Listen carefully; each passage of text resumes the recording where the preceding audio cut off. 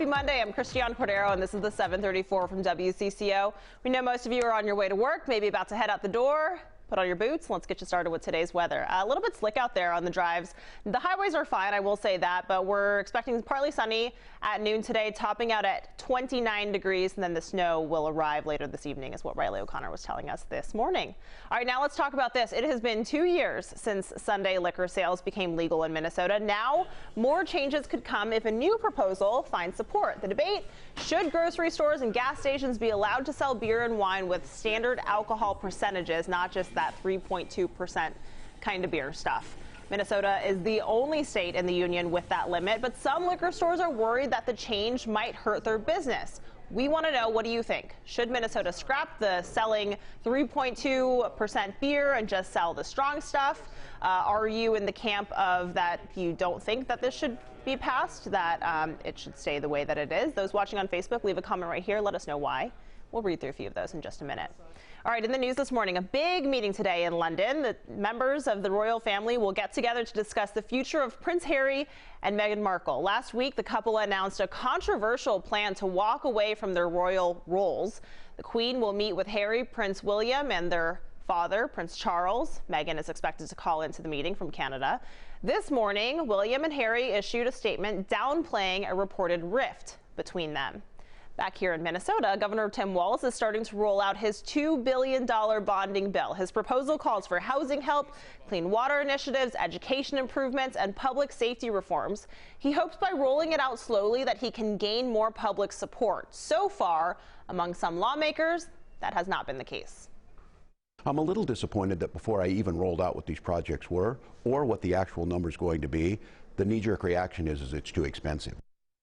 Well, the knee-jerk reaction from Republicans is that it has been too expensive, that they hope to see it cut in half to about $1 billion that are going to present their 2020 agenda today.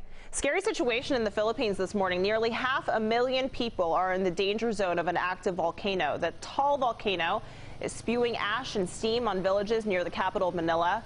Thousands of people evacuated their homes for safer ground there. Those images are pretty incredible to see. And then in Australia, firefighters battling massive wildfires say a break in the weather will allow them to go on the offense. The country's prime minister says he regrets how he handled the crisis.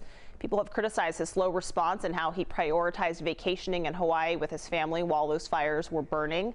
An investigation is being launched into the government's response. And while that's happening, rescuers are still trying to help save animals that were devastated during those wildfires. Crews dropped thousands of pounds of carrots and sweet potatoes from helicopters. Pretty incredible stuff there. All right, we're down to four. Four teams still have their Super Bowl dreams alive. The Packers edged out the Seahawks last night. They will play the 49ers and San Francisco next Sunday in the NFC Championship. In the AFC, the Tennessee Titans will play the Kansas City Chiefs. The winners head to Miami for Super Bowl 54. Minnesota Vikings are packing up and moving on. For one coach, that's actually literal. Yesterday, the team cleaned out their lockers at the TCO Performance Center in Eagan. The Vikes will spend part of their offseason looking for a new offensive coordinator. Kevin Stefanski was hired as a head coach for the Cleveland Browns. Award season rolls on with the Critics' Choice Awards last night. Once Upon a Time in Hollywood won Best Picture following up its success at the Golden Globes. Brad Pitt also won Best Supporting Actor for his role in that film. The critics also agreed with the Globes for the top acting categories. Renee Zellweger won for her role as Judy Garland, and Joaquin Phoenix won for the Joker. That brings us to the Oscar nominations, which are being announced right now. We're getting a sense of leading actor. Antonio Banderas is one of the nominees for Pain and Glory. Leonardo DiCaprio for Once Upon a Time in Hollywood, no surprise there. And Adam Driver for Marriage Story. So far, this has been pretty consistent, and with Joaquin Phoenix ending out at the Joker for leading actor there. Oh, and Jonathan Pryce as well for Two Popes. And then, yeah, we'll get a closer look. This is happening right now. Beyonce was snubbed for, what was that, Chris? Oh, for Best Original Song. Yep, she did not get that nomination. Cynthia Erivo for Harriet is nominated for leading actress. And then we have Scarlett Johansson for Marriage Story. Really popular for the critics on Marriage Story. I'd be curious to hear what you guys thought about that. We'll get to that. Charlize Theron in Bombshell. Yep. Charlize Theron and Bombshell. And Renee Zellweger. And Renee Zellweger again for Judy. Scarlett Johansson, worth noting, is also nominated for Best Supporting Actress, and that was for Jojo Rabbit. Cool. We're excited. We're going to keep track for that for sure. Awesome. Big event returns to Excelsior Bay on Lake Minnetonka this week. Volunteers spend the weekend setting up the rinks for the North American Pond Hockey Tournament. This is the 7th year the tournament will be on Lake Minnetonka. The recent cold snap meant good news for the tournament. We talk about growing ice as a positive thing, right? We're talking about ice growing weather, so we're excited for the cold weather. It's snowing and it's cold, and we embrace it. Yeah, that event will kick off Thursday with a concert, and the tournament runs through Sunday. This year, the money raised will go to Minnesota Wild player Jason Zucker's charity, Give 16. The campaign benefits the University of Minnesota Masonic Children's Hospital.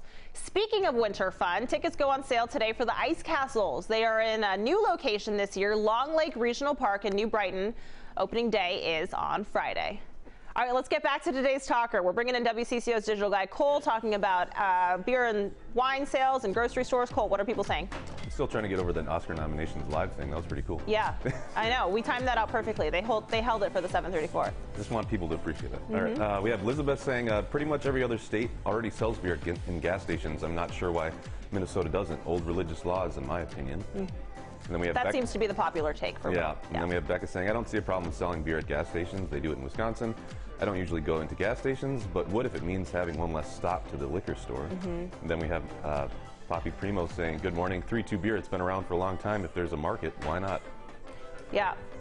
Some of the pushback that we've heard, including an email I got this morning, is has to do with selection from the consumers. At least we already know what the pushback is for the retailers, but some consumers are saying that they just find that selection goes down when it's in grocery stores, and and in gas stations especially. But I guess there's a market for everything, so it would be an interesting conversation to follow. I will say, Minnesota, it took them a very long time. It took the state a very long time to pass Sunday liquor sales, right? So we'll see how long this takes, if at all. All right, thanks, Cole. Appreciate it. That's it for now. This is the 7:34 from WCCO, when most of the Twin Cities are on the go. So go ahead and make us your place for mobile news. We'll be back here tomorrow at 7:34. What will be announced live then? Who knows? Tune in. And until then, be nice to each other out on the internet.